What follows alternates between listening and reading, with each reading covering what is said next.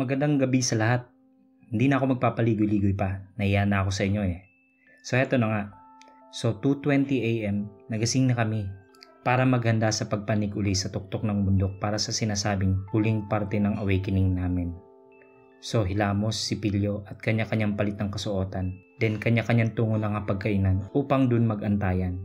Nung nasa hapagkainan na kami, walang almusal mga brad. Yosi lang habang nag-aantay. Maya-maya pa, dumating si Father Dom. Dala-dala ang mga kasuotan at tulad ng suot niya. Kulay itim na mahabang damit na hanggang bukong-bukong. May parang lubid na sinturon at may hoodie. Parang yung suot ng mga kulto. Inabot niya sa amin yun at agad pinasuot. Kailangan daw yun parang pagbibigay galang para sa sagradong ritual. Nung sinuot na namin yun, itong Jake na kolokoy, inilabas ang Nokia 6600 niyang cellphone. Yung parang sabon. Since pinakabata sa grupo at isip bata, nag-request ng picture muna daw bago kami lumabas ng retreat house for souvenir. Kasi ang awkward talaga ng suot ng itsura namin that time. So after 2 shots, agad na kaming lumabas dahil narinig na namin ang sigaw ni Father Dom na pinagmamadali na kami dahil may hinahabol daw kaming oras. Binuksan namin ang dala-dala naming flashlight at nag-umpisa na kaming maglakad sa dilim, masukal at matarik na daan paakyat sa taas ng bundok. Nang makarating na kami sa mismong lugar ay nagulat kami sa aming nakita.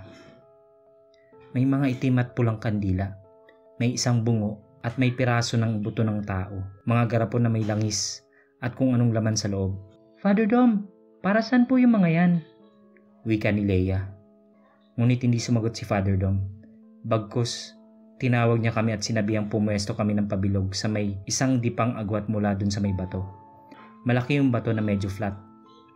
Nagkatinginan kaming anim at sinunod namin ang sinabi ni Father Dom.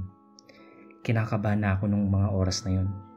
Nakikita ko din sa mga mata ng kasama ko lalo na si Jake na sa kanilang 5 ay siya lang talagang kilala ko at masasabi kong kaibigan dahil parehas kaming sakristan.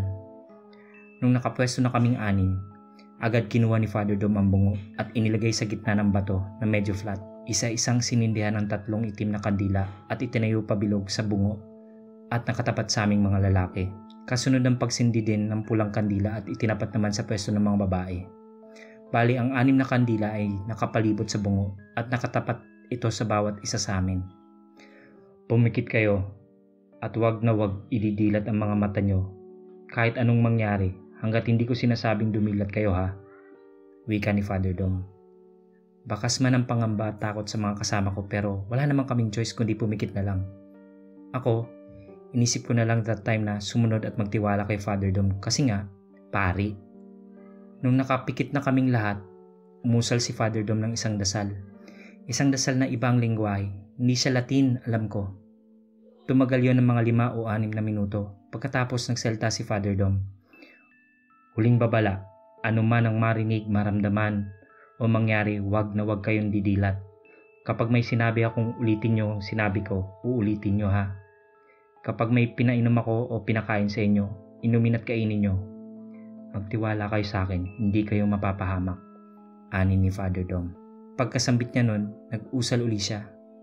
Dasal na kakaiba ang lingwahe. Pagkatapos may isinubo siya sa amin. Hindi ko alam kung ano yun pero malagkit na makunat at malansa ang amoy at lasa. Sabay sabi na lunukin daw namin agad at huwag lalasahan.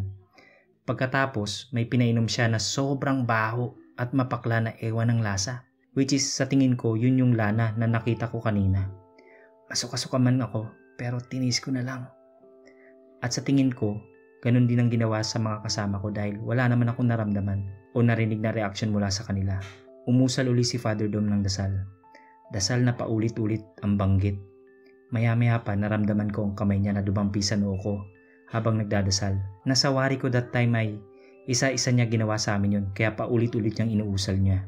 Natapos na marahil niya kami isa-isang dasalan, nagkaroon ng panandaliang katahimikan. Tumagal din ang tansya ko ay 3 minuto o higit pa. Narinig uli namin ang usal ni Father Dom, kakaibang dasal naman. Habang inuusal niya mga yon, nakakaramdam na ako ng lamig. Lamig sa paligid, may mga bulong na hindi mo maiintindihan pero naririnig mo at sumasabay sa usal ni Father Dom. Nang biglang nag-iyakan ng mga kasama ko.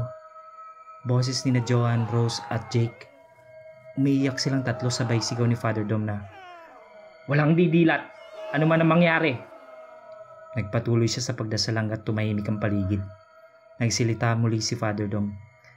"Kapag tinapi ko kayo sa noo, saka nyo lang ididilat ang mata nyo ha." Maya-maya pa, narinig ko ang tili at iyak ni Joanne. Sumunod si Leia, si Rose, si Bernard at si Jake. Sa totoo lang mga brad, gusto ko na talagang maihi sa takot that time. Yung curiosity ko parang papatay na ako. Iniisip ko kung ano yung nakita nila at ba't para silang kinakatay sa pag-iyak at pagsigaw.